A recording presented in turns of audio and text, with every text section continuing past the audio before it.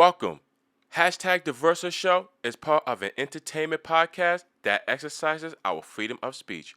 Our conversations, opinions, debate on a certain topic is not to offend anyone in any source. For that being said, enjoy the show.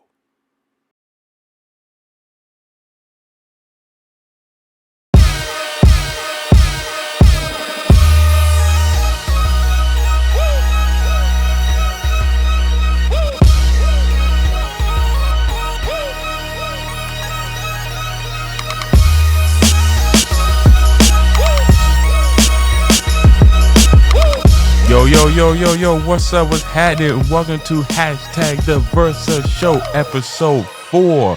You already know it's The Versa, and you will not believe who's here. You will not believe it's the best person in the world that's here today.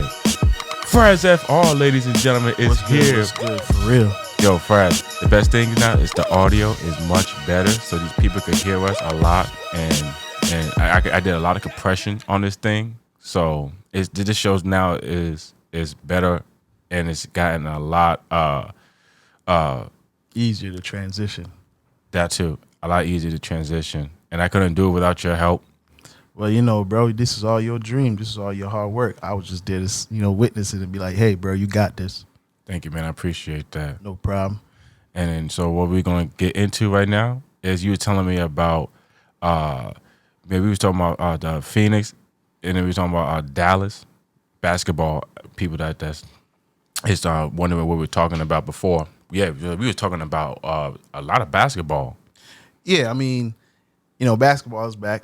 All-Star game. I don't know. For me, the best part of the All-Star game was, the dunk contest. I'm gonna just put that out there. But, basketball is back. Like how it's going so far. Last night. Now I'm not a big fan of Doc like that. Heard that he was ripping his players in practice like, hey, you guys came back and you guys are practicing weak. If KG was here, KG would have harassed you guys and say, oh, what y'all doing? Like, do y'all job. You know what I'm saying? Something like what Kobe or Michael would do, Yeah. And the way they were playing, bro, I'm not going to lie. They're bad. In the first half, watching the game, and this is why I say James Harden don't get no credit. He was not in the All-Star game. The man's averaging 21.6 and 11 assists. Wow. I mean, and the thing we were talking about these All-Stars players, and we were talking about Jokic. Like that dude is coming for these NBA players, man. All right, so with him, I watched the game, and he literally threw the ball down the court for somebody to get, the pass, and it was about to be a hockey assist. And he's running out, not even running, he jogged. The guy get the pass at the rim, miss it. Jokic is just, and that's it, laid it up. I was like, yo. And it's just some stuff you see him doing is so different. You wouldn't think about it. You know what I'm saying? So I'm there, I'm trying to be objective when it comes to it because I'm a, Sixers fan. Not, Jordan Embiid, I still think is better. But then when you watch him do certain things, passes, whatever, the one thing I would say, Jokic been doing this for what, 4 years? Passing like that, right? About 4, yeah, I said about 4 years. Joel Embiid wasn't passing the ball well. 2-3 years ago, Joel Embiid was averaging like 2 assists. He's not almost 5 assists a game. Last night, Joel Embiid's stat line was 27, 6 assists. And I had to make sure I looked at it correctly. 6 assists and 20 rebounds.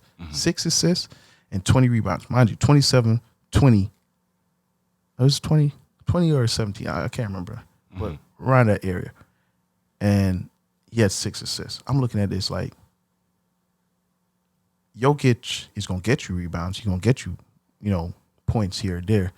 But the problem is that I don't like, if Joel Embiid score less than 25, it's a bad night. Right. Jokic can go out there and say, I'm going to give you 13, 10, and 10. And everybody's, oh, my God, look at the phenom. Like, you understand where I'm going with this? Yeah. But then when Joel Embiid go out there and give you 50, 20 rebounds, everybody's like, oh, yeah, he's a big man. He's supposed to do that. Jokic go out there the same night and give you 40, 13, and 13. Oh, look at it. So you're trying to tell me, how is he going to win? If he score more than him and win, and he only scored 10 points, 10 rebounds, 10 assists, y'all still going to say he better. if I score 50 and 20 and he scored 30 and 13 and 13, y'all still gonna say, so where's it that I'm gonna be better? I'm a better defender and all that. Mm-hmm. But if he's coming after Joel Embiid, Jokic, he gotta say the same thing about Jason Tatum. Mm-hmm.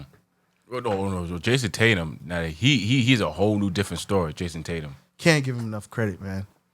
Like to this day, the Sixers. And then somebody said too that he was going to be MVP. Someone said Jason Tatum's up for MVP. It's your body of work and how you play. So 5 years ago, him and Ben Simmons was in the league at the same time, plus Donovan Mitchell. Mm-hmm. And I was a big Ben Simmons fan. I'm like, yeah, he's averaging 17, 8, and 8. I'm like, yo, dude's gonna win. Like Jason Tatum only averaging 16, Donovan Mitchell only averaging 15. Mm-hmm. So I'm like, yo, he's gonna win. He's gonna do his thing. But looking back on it, Jason Tatum could shoot, but the shooter he is now is way better. It's like your development. So the body of work that Jason Tatum put in to try to say, yo, I'm going to make myself better. The same thing with Donovan Mitchell, same thing with, these young cats, even John Morant, even, all of them, like Darius Garland, Kyler Murray. They put in a body of work. Mm-hmm. Jason Tatum, though, he had the defense ready. So it was almost like Kawhi Leonard effect. Mm-hmm. But between you and me, who you think is a better scorer at this point, Kawhi Leonard or Jason Tatum? Mm-hmm. I would say... No, that's a good one because Kawhi Leonard, like that dude could shoot too. Like that dude could get you buckets. He could get you points on the board. Jason Tatum too. He could do the same thing. But I mean against the claw. No, but I'm not saying against him. Like I'm not saying playing against him. I'm just saying like okay, you put Kawhi on a team that he's on and he plays the Orlando Magic. You put Jason Tatum on the Celtics playing Orlando Magic. I feel like Jason Tatum can outscore Kawhi. Reason why, I'm not saying Kawhi is not a bad scorer, but I'm not going to see Kawhi give me 2 50-point games or 3 or 4 in the season. Jason Tatum already has 3. Because he always taking like days off. Kawhi Leonard, he always taking days off. Jason Tatum don't take no days off. Well, yeah, that's true too. I mean, and that's what makes him great. Body of work. What did Kobe? Mind you, who's this man's mentor? Kobe. Yeah. Right. What did Kobe do? Did Kobe like taking days off? Hey, man, take that shoulder up. Oh, you can't do that. Hey, take that finger up. I'm going back on the court. Not Kobe. He would go with a damn broken. Well, he did pretty much. I remember there was a story. They were saying like how he had to shoot the free throw shot when he tore his was it rotator cuff? Was it that? Oh no, it was his ACL. His ACL. Oh, yeah. Okay. And the guy was like, hey, listen, Kobe, if you don't shoot these free throws, then Phil has to get somebody off the bench, and he's going to have, make these 2 free throws. So Kobe was like, no, I'm going to do it. And it was his ACL because he hobbled, like kind of hop. Yeah, he played the Warriors. That's right. I remember now. He got when he made that turn. Okay, yeah. Yes, and then he kind of like just, hobbled his way, and then next thing you know, he made his 2 free throws, but he was hurt. Like, not like physically. He was physically hurt, but he was emotionally hurt too. Because he was like, damn, man, I want to finish this game off. Same thing with Klay Thompson when he tore his MCL. Came back out, starting shooting around, and then went right back inside. Right, and then he just made his 2 free throws, and then they, took him out the game. But those are I call like true warriors. Yeah, but that's why I said Jason Tatum putting that body of work as, a player is different from how I see Jokic doing that. I'm not saying Jokic is not great. Jokic is a great player. I'm not saying Joel Embiid is not great. They're both great players. But if you're looking at it, like I said, I'm being objective. If you're looking at it, how Jason Tatum is playing, how the Celtics are playing, what they're doing. Mm-hmm. Right now, Giannis is hurt. So, oh man, don't tell me he's injury prone now too. He went up for a block before the All-Star game, and I don't remember the team he was playing for. And he got injured in the All-Star game? No. Before that, the game that ended the season, he went up for a block and blocked the backboard. He didn't hit the ball. Oh, yeah. That's right. Yeah. And he hurt himself. Mm-hmm. So he's hurt. So the Bucks are number 2 in the East. They're 2.5 games or 1 game back behind the Celtics. The Sixers are 3 games back behind the Celtics, right? Mm-hmm. So they were saying this is a time for the Celtics to now pull away because they play the Sixers tomorrow. So imagine tomorrow the Celtics beat the Sixers. Now you are 4 games up on the Sixers. the Bucks play tonight. I don't remember who they play, but if they lose, now you're 2.5 games up on the Bucks. So the Sixers are 4 games away. So the Sixers would have to beat whoever else is in front of them, which they have the hardest schedule, and the Bucks would have to play you one more time, Celtics. So they have remember I told you, if they win the East and how they win it is from start to finish, you got to give him that MVP. Jokic right now, not saying he's not playing great, but you can't say, oh, Denver was number one the whole time. Right. There were teams that were number one before them. Celtics were number one from day one all the way. I remember the first game they played the Sixers. I don't remember if it's game 2 or game 1 of this NBA season. Destroyed them. They played the Sixers again, beat them. I'm like, yo. Your Sixers will come back, though, eventually. Listen, I don't want to hear nothing about it. If any Philly fans say, hey, man, Sixers going to the champ, I don't want to hear it. Don't say it. Don't breathe it. I was just more surprised when James Harden went to Philly. I was like, what? You went to Philly? But you got to think about it. He played with Capella in Houston, right? Yeah. As a big man. He was getting assists and dunks to Capella. He played with Dwight Howard in Houston. Was doing the same thing, getting dunks and assists and all that stuff with Dwight Howard. He's never played with a player like Joel Embiid.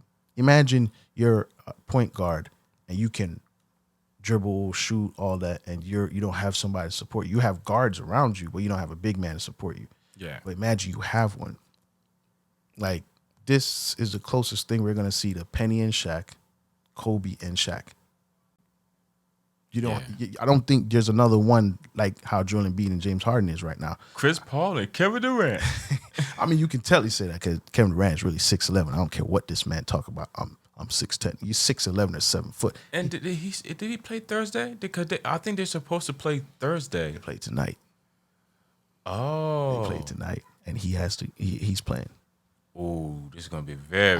Wait, so who the Suns going up against? I don't remember, man. I don't want to, I want to guess. I don't remember, but he playing tonight. And like I said, the happiest man on this earth right now in basketball is Chris Paul. Yeah. I mean, he really is. He's on a way to the championship road right now. All right, so let's dive into that part. Chris Paul, right? He made it to the finals finally, right? Lost. If he makes it now and win with, Kevin Durant and he has his first championship, where would you put him? Would you put him ahead Jason Kidd? Ooh, that's actually a good question. Yeah, you notice where I'm starting with it. I'm not starting at Steve Nash. I'm not starting at Stockton. I mean, Stockton's probably up there, definitely. I'm not starting at those dudes. I'm starting at somebody's like Jason Kidd won 1 as a player and 1 as a coach, right? I would probably say, that's a good one. Because Chris Paul is a point guard. You know what I'm saying? And Jason Kidd, he been to the finals for a few times, but I mean, it took him 2011 for him to get his first one. And how long Chris Paul been in the season? I think he's going in he got drafted, 2005 or 6? I think he's going in his either 17th or 18th season. So kind of pretty much almost like Jason Kidd. Almost like Jason Kidd, but difference is Jason been there, 3 and lost 2? Yeah, he went to the 2002 finals and the 2005. Okay, so he lost 2 and went to 3. I'll put Chris Paul above him too because. Oh, also too, mind you, now Jason Kidd, he got another one too when he was the assistant coach. Yeah, that's why I said coach and player. I still put him above Jason Kidd. Only because, Jason Kidd could pass and all that. But when Chris Paul was ready to shoot, he would shoot. You'd have to have Jason Kidd, hey, spot up. Yeah. Like, that's when you start making a lot of threes. You know what I'm saying? Spot up, Jason. All right, cool. Like, you going to pass the ball, but, I'm going to have somebody dish it out to him, whatever. I think Chris Paul, if he wins this, he's going to cement himself as one of the greatest point guards, at least top 5 point guards of all time. And if Chris Paul doesn't win a championship, would you put him against Allen Iverson? Man, that's another good conversation. I'd actually have to say who's all right. We always say the one person everybody in the NBA want to win a championship or wanted to win a championship is AI, right? Yeah. If Chris Paul loses, Who's the one person you really want to win a championship? Chris Paul or AI? It has to be AI. AI. Still AI? You know. Oh, you talking about if Chris Paul doesn't win this one? Yeah, so who like it's gonna be the debate, like two of the best point guards or two of the best players, and they never won a championship as guards. Well, I'll say probably Chris Paul. I mean, Chris Paul. Reason why is because it's like you had Kevin Durant, Allen Iverson. He didn't have nobody in Phoenix, nobody. But when it came down to Denver, he had Carmelo, but at the same time, it's like they didn't do nothing. Nope. So I mean, with Chris Paul, man, you have a sniper, Killer, as Stephen A would call him, a pit bull. Man, listen, if he wins, I'm gonna be glad for that because that's something I think the NBA really actually needed him to have one. Like your boys got one. They have to win because but it's you like know the problem now is if he get one, the only person that don't have a championship that was on that banana boat, Melo. Yeah, I was gonna say Melo, but and that was the thing too. They released the list of the free agents, and they had Carmelo Anthony on there. Pick that man up. No, not pay him, play him, and just that, and it had John Wall. Yeah. No. Yeah. But wait, hold on. But time out. Wasn't he with the Clippers but got hurt? You don't know how disappointed I am. What? Because what did I say? This man can actually play with them. It'd be good. Why do you think they went and got Russell Westbrook? Come on. And I thought with Russell Westbrook, John Wall. Nah, bro. They could come on. Russell Westbrook and John Wall playing together. Wall playing together with Russell Westbrook. I think that would work. That would not work. Why not? Russell Westbrook is gonna want that ball in his hand. Mind you, LeBron James can play off ball. Russell Westbrook, he has to sacrifice. Cause you got Kawhi Leonard, you got Paul George. Was he? But think about it. They put him on the bench. Was he sacrificing? I saw times where Russell Westbrook coming up the court still shooting when LeBron is right there, when AD's right there, like coming up the court. Post up, turn around, brick. Then he might get a steal. He come back down the court, pull up, 3. Why? Mm-hmm. You see what I'm saying? John Wall not doing any of that. John Wall gonna come down the court, say, "Hey, here's the ball, find the pass." That's why I said they're not gonna be able to play together because John Wall's gonna get pissed at this man. That's why they put him on the free agent market.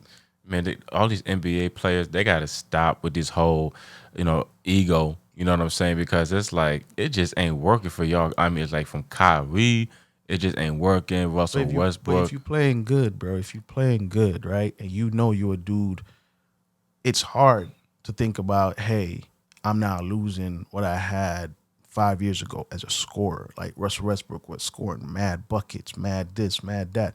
It's hard. So you're thinking, all right, tonight's going to be the night. Tomorrow's going to be that. You understand what I'm saying? Yeah, I get it, but at the same time, for me, it's just like with you like the best player with a max contract deal, and then it's like next we got to hear breaking news he got traded, and it's like, how did you get traded? For me, it's like not to switch gears, but it's like we all know Patrick Mahomes signed like a 10-year contract with Kansas City, and like a $500 million deal with Kansas City. Yeah. So imagine like if they traded Patrick Mahomes, and it's like, wait a minute, that'd be dumb as hell, bro. Oh yeah, no, that'd be horrible. Whoever would have picked up Patrick Mahomes would, hey, thanks. Well, first of all, that would never ever happen. No, never. That would never happen. Think about it, right? They got 2 Super Bowls that quick. But anyway, yeah. So a lot of these guys, man, even Kyrie, he does the same thing. Like he's a baller. He can play. So somebody's gonna want him. Like right now, if Lucas said, I want to leave the Dallas Mavericks, every team gonna want him. If Jaylen Brown says, I want to leave, if John Morant say he want to leave, and I said this, Joel Embiid might leave the Sixers next year if they don't even do something this year. Yeah. Because you can't have James Harden with Joel Embiid and they don't do nothing. Yeah. I mean, NBA, once again, man, this NBA conversation, we having it a lot, which means that it's getting heavy. Only 24 games left. 24 games left, and I still got Phoenix to the finals, man. I ain't changing. Hey. I ain't changing a damn thing. Hey, like I said, right now, Phoenix, got them to the finals. But they gotta have to go through. First of all, they're gonna have to take 25 games, 24 games to figure this out. If you can't, you have 25 games, 24 games to figure playing with Chris Paul and Devin Booker and DeAndre Ayton.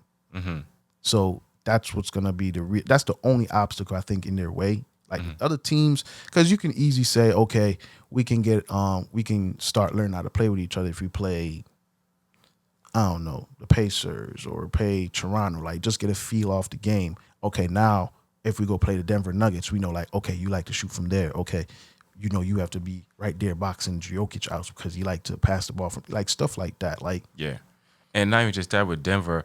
I had him in the finals before Kevin Durant. I was like, these guys has a chance, but now, man, never thought it.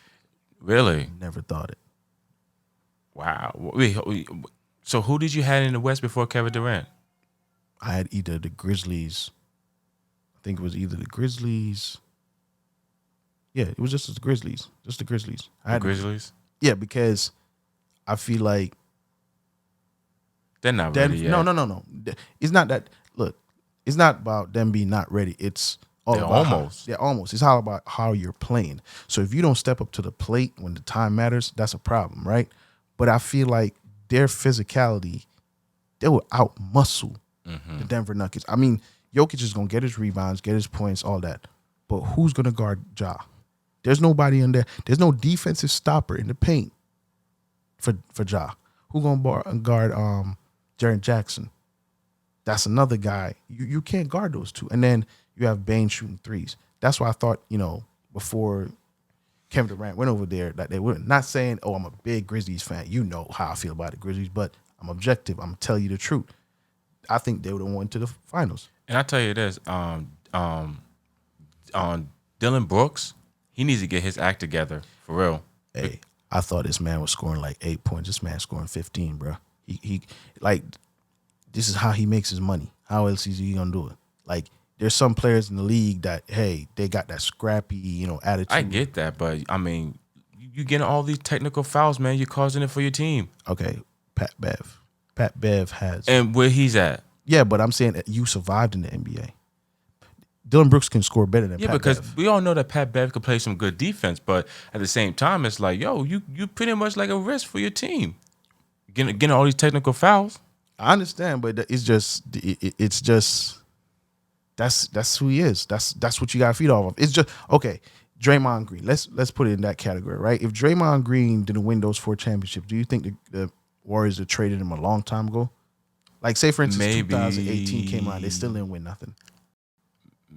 Maybe, because I told you before, I was like, the Spurs, I think he'd be a good fit with the Spurs, Draymond Green. But since he won this championship, I'm like, ugh. So it's the same thing with Dylan Brooks. So imagine the Grizzlies, not saying they won anything yet, but imagine. But if he keep causing more trouble. I mean, it's up to the coach. The coach likes what. If that's my best defender and he can give me 15 a night, I'm good. I like defense. So if I'm playing defense and I'm giving you 15 a night, I'm good. Pat Bev couldn't give the Lakers 15 a night. Pat Bev was giving the Lakers, I don't know, 10, 9, whatever. This guy can give you 15. Like, there's a conversation, when I was having with somebody from my job. They said, yo, if Jordan Poole goes on a team by himself, you think he's going to be a great scorer? I said, yes. Michael Bridges just did it. He's on the Brooklyn Nets. He's about to average for the rest of the season probably 23. So it's the same thing. If you put Dylan Brooks on another team, he might average 18, 19 just because you don't have Ja there. You don't have Jared Jackson there. You might say, put him on the Magic. So now we're forcing you to play. With Bronny. Put him on the Magic. Now we're forcing you to play. Play with the rookie and see how you guys mesh. He probably averaged 18, 19. It's all about where you at. Oh, but wait till they get Bronny up in there. Hey, man, I tell you what the Lakers going to do. Ooh-wee. Lakers going to be like, y'all got Bronny. You got him. You can have him. LeBron, who else? Who else you want to? Okay, him. All right. That man might score 28 points in his first game. Bronny? Yeah. 28? 28. Okay. I'm going to remember that number. I remember that number. Remember the number. Remember this episode. Yeah, I remember that number specifically. There's a reason Yeah, why. remember the number in this episode, and trust me, he's gonna score 28 points in his debut game. I don't know who's gonna be against.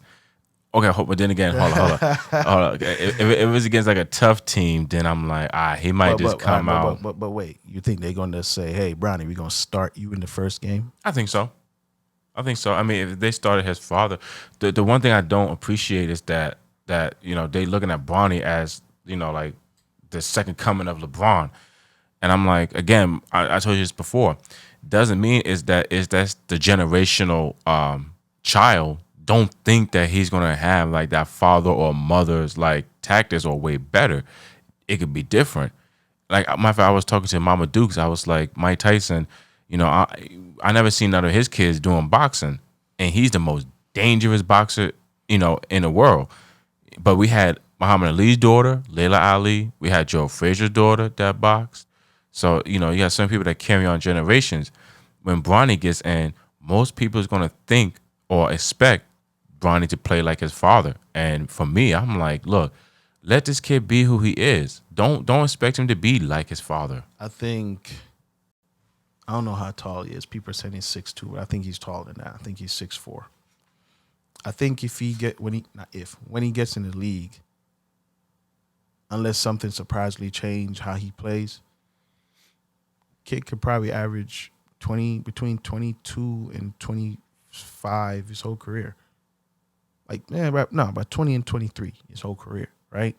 I'm not putting a ceiling on his talent, but I'm just saying, like, from what I'm seeing already, he's already proven to me, at least, because watching his games from last year, because I watched little clips, I'm like, yo, come on, man, you dropped to 43rd in the poll as the best player in the nation. Mm-hmm. Came back, start dominating. I'm like, okay.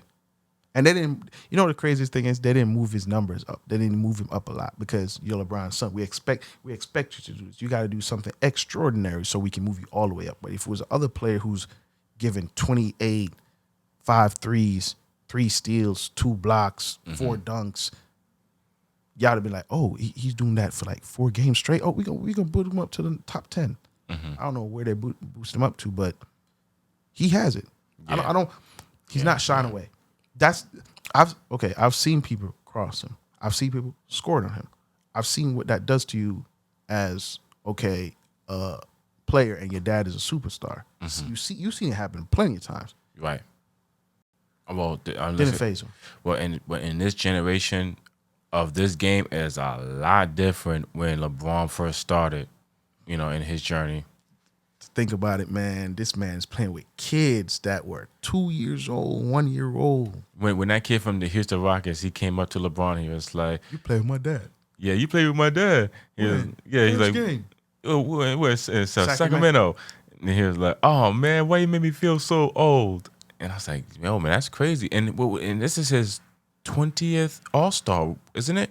Oh no, 19th All-Star. 19th. Because this is his 20th year.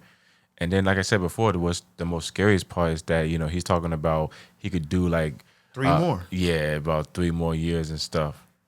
Imagine. Man. I'm just saying, if all right, end of this season come, they go into playoffs or they don't, whatever, and LeBron finish the season averaging 28. Okay? Next season come. They playing better, they playing good. LeBron's averaging 28. Okay? They go to the finals and win. The following season come. They play and LeBron is there averaging 26. Oh, LeBron's falling off. He's averaging 2 points less. 26. If he averages 26 points, people going to think he's falling off. Because they expect him to do big numbers. It's the same thing like with Jordan. It's like if he went to the Washington Wizards and then they expect him to score a lot. Right, exactly. But knowing it's like, yo, man, we got the old Jordan. Like we're not gonna get that 40 to 50 points a game. He might give you a good 30, might give you a good 28. But hey, LeBron is different. Like the way that he invested into his body. I mean, who knows? This dude could probably average 34 points in the next 2 years. Like, there's nothing but just 32 points a game. Or it could be like 25 points, just be reasonable. The person I'm waiting to really come back right now is Steph Curry. Oh, he's hurt, right? Yeah, I feel like when he comes back, the Warriors can stand a chance to make it to the play-in if he comes back in time. Or you never know. 25 games. Oh, well, shit. Let Klay Thompson step up. The hell's wrong with him? He's actually not playing bad, man. He's not. I look at the points. Everybody needs to step up. Jordan Poole and Gary Payton is back. Gary Payton the second is back. I don't know if I've seen him play yet. Well, he needs to get his ass out there too. But if I haven't seen last night's game, so he probably was playing. I don't know, but they do need to step up. That's true. They do need to step up. Team that I'm most disappointed in, Atlanta Hawks. Oh yeah. The Hawks, yeah, they gotta step up themselves. And Ice Trey, come on, Ice Trey, what are you doing out there in Atlanta, man? What you doing out there, brother? But you gotta step up. Now, It's not really his fault though. No pieces around him. No pieces. Well, then Trey got to go somewhere else. Why not? That dude, he needs to go. I think he can stay there. Siakam in Atlanta. Oh yeah, that's why Siakam in Atlanta. You can do that. You can do. So you need pieces then. Yeah, Porzingis in Atlanta. You can even put Porzingis in Atlanta because he's actually playing good for the Wizards. You can put him there. You can put Valanciunas. I just kind of noticed something. It's like they take all these great players and it's like if they want to label them as trash, then it's like, well, take them to the trashy teams. Yeah, the teams that are not gonna say, "Hey, we're gonna give you that player, that player, that player." Because I remember Porzingis was with Dallas, and then I'm like, what happened to Porzingis? Did he went back to Europe, playing in Europe? Like, what happened to Porzingis? He's not even playing bad. That's the craziest thing. Like, I always thought he was a good player. It's big market versus small market. So if Atlanta Wizards and the Wizards are small markets, they're not going to get a lot of attention. Because Porzingis is actually averaging 18-point-something points. Yeah. Trae Young's averaging over 20-something points. Why are we not talking about Trae? Why is he not in the All-Star? That's bull. That's what I've been saying. Why is not Ice Trae in the All-Star? Not a big market. If Ice Trae was in the Knicks and the Knicks were 7th or 8th, I guarantee you he'd still be there. And you talking about big marketing. Congratulations to Mac, was it McCullen? Yeah. Yeah, congratulations to him. After this slam dunk victory that he had, he signed a deal with Puma. Really? Yeah, he signed a deal with Puma. So congratulations to you, Mac, man, on your good, endorsement deal, man. And keep those slam dunks going, brother, man. That was fantastic. I saw one he did 4 years ago. Oh yeah. Yesterday, I'm like, yo. They say pretty much all in I think all in 1 year. Like he was in the D League, like you said. Then he signed with Philly, won a slam dunk competition, and then signed with Puma. That's big. That's amazing. God bless him. Mm-hmm. Well, anyway, man, I'm gonna go ahead and do Versa's final word, and then Versa got to go ahead and get some sleep because he works overnights, and that's how he gets his money. But in the meanwhile, ladies and gentlemen, we're gonna go ahead and take this commercial break, and we're gonna just end this show with Versa final words. So make sure you guys don't go nowhere. Stay tuned. This is #the Versa Show. You already know. Yes, sir. Fraz, thank you too for showing up, man. You can come back. I know you come back for episode 5. For real. Oh yeah, we definitely do episode 5. Me and Fraz, we're gonna have some more conversation for you guys for episode 5. And at the same time, I apologize for the audio for the first 3 episodes that I had. I was going through little audio issues, but since that I did my homework and stuff like that and did a little research, I finally found a solution. And hopefully you guys enjoyed the new vocals that you're hearing through your headsets or through your stereos, wherever you're listening through my podcast. And I appreciate you once again for listening and for watching. And as well, make sure you keep telling your friends and family. Keep telling your friends and family about the podcast. And as well, Fraz right here, he got Cold Hearted coming out. Cold Hearted is out. Make sure you download it. The album is streaming on all platforms. Make sure that you download my album as he is the Versa. We're going to take a quick commercial break. We'll be right back. #the Versa Show. Yeah.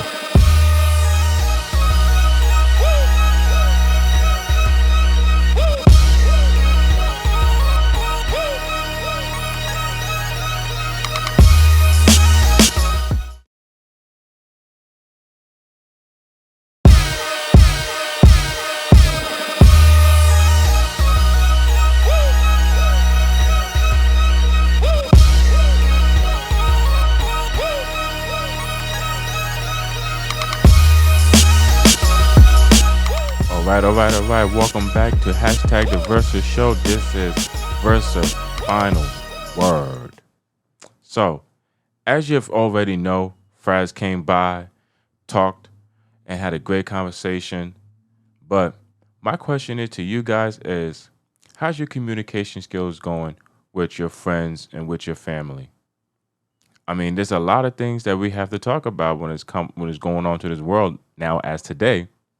But at the same time, I just hope that we still have that communication skills instead of our actions being our primary weapon, as I kind of say, of our emotions. We should just always talk things out, and that's why I have my brother Fraz in here. He's here for another episode, and every episode is getting better. It's getting better and better each and every single day. And for that being said, well, you know what? I also want to touch on this too, because a guy named Leon Fu, love you, Leon. If you're looking at this, shout out to you, Leon.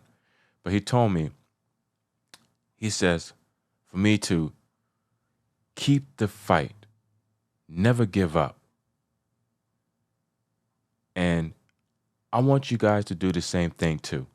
I want you to keep the fight. Do not give up. Wherever it takes for you to get to the path that you need to be, go and get it. Because trust me, it is there for you. And if you feel like that you're going through lumps and bumps and it's like, man, it's so difficult, I cannot even accomplish this. Yes, you can. You could do it. Because if I could do it, I know for a fact you could do it too. And it's hard work, but it takes a lot of focus. And I will always keep the fight, no matter what. The fight will always remain. As long as that this dog here got this bite, and his bite is vicious, I will never, ever lose a fight. And I hope you guys do the same thing too. And this is Versa's last final word. So just that being said, I want to thank you guys again for listening, for watching. Make sure that you tell your friends about this show, all right? Tell your friends, tell your family about the show. We got music coming up soon as well. Albums coming up soon. I want to thank Fraz for coming here and showing love once again on the 4th episode. That's right, number 4. I thank you guys so much for watching. And once again, episode 5 coming soon, very soon. How soon?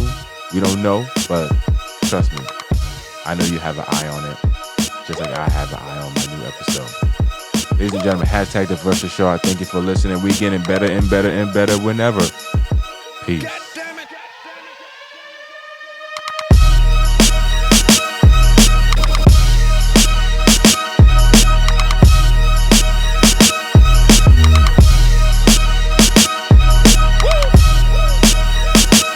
Hashtag the Versa Show is produced by Vintage Era Production.